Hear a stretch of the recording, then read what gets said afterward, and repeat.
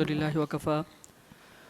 والصلاة والسلام علی سید الانبیاء اما بعد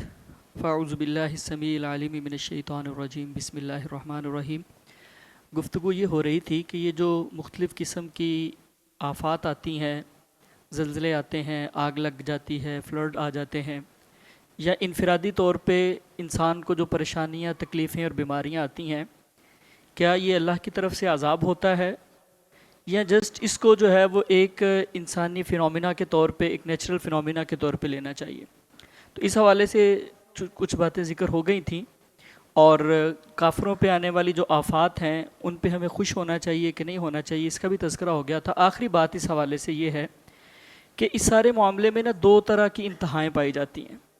ایک تو وہ مائنڈ سیٹ ہے کہ کوئی بھی پریشانی ہو، کوئی بھی انفرادی نقصان ہو یا کوئی اجتماعی آفت ہو، اس کو جسٹ جو ہے وہ یہ کہہ کے کہ یہ فلاں وجہ سے اور فلاں مسئلہ ہوا، فلاں پرابلم پیدا ہوئی، اس کی وجہ سے یہ زلزلہ آ گیا، اس کی وجہ سے یہ فلڈ آ گیا، اس کی وجہ سے جو ہے وہ ایکسیڈنٹ ہو گیا، اس کی وجہ سے میں بیمار ہو گیا، یعنی اس کو صرف مادی اسباب کے ساتھ جوڑ دینا اور اس میں کسی بھی قسم کی خدائی مداخلت جو ہے اس کا انکار کر دینے والا ایک مائنڈ سیٹ ہے، جو یہ قطعاً ماننے کو تیار نہیں ہے کہ جو پریشانیاں اور تکلیفیں ہیں وہ اللہ کی طرف سے بطور سزا بھی ہوتی ہیں، ان میں جو ہے وہ ایک آزمائش کا پہلو بھی ہوتا ہے، وہ ایک لحاظ سے اللہ کی طرف سے تنبیہ بھی ہوتی ہیں، بلیسنگ بھی ہوتی ہیں۔ تو ایک مائنڈ سیٹ تو وہ ہے۔ اچھا، ایک دوسری انتہا بھی ہے، وہ یہ ہے کہ ہم جسٹ جو ہے نا اس کو تقدیر پہ ڈال کے تو بات کو ختم کر دیں۔ ہم کہیں گے بس جی وہ اللہ کی طرف سے آزمائش قسمت میں لکھی ہوئی تھی، اللہ تعالیٰ کی طرف سے بس سزا مل گئی ہے کسی گناہ کی،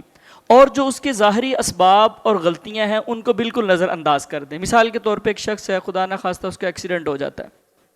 اب وہ صرف یہ کہہ دے کہ اچھا مجھے کسی گناہ کی سزا مل گئی ہے، یہ ٹھیک ہے اس کو کسی گناہ کی سزا ملی ہے، لیکن اس میں کسی نہ کسی طور پہ اس کی اپنی ذاتی غلطی بھی تو کہیں ہوگی نا۔ وہ اگر اپنی غلطی کو ڈھونڈنے کی کوشش نہیں کرے گا، اس کا انالیسس نہیں کرے گا، تو اس کے لیے تو اور مسائل پیدا ہوں گے نا۔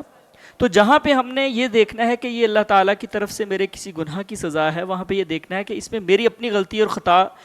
گناہ کے حوالے سے کیا تھی اور ظاہری اسباب کے حوالے سے کیا تھی۔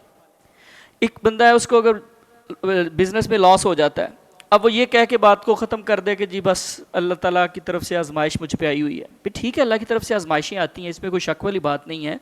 لیکن ہماری اپنی غلطیاں بھی تو ہوتی ہیں نا، جو ہمارے اپنے ظاہری اسباب کے اعتبار سے بھی تو ہم نے کچھ نہ کچھ غلط کیا ہوتا ہے نا۔ اس کو اگر ہم آئیڈینٹیفائی کرنے کی کوشش نہیں کریں گے، جاننے کی کوشش نہیں کریں گے، تو یہ بھی ایک دوسری انتہا پہ ہم چلے جائیں گے۔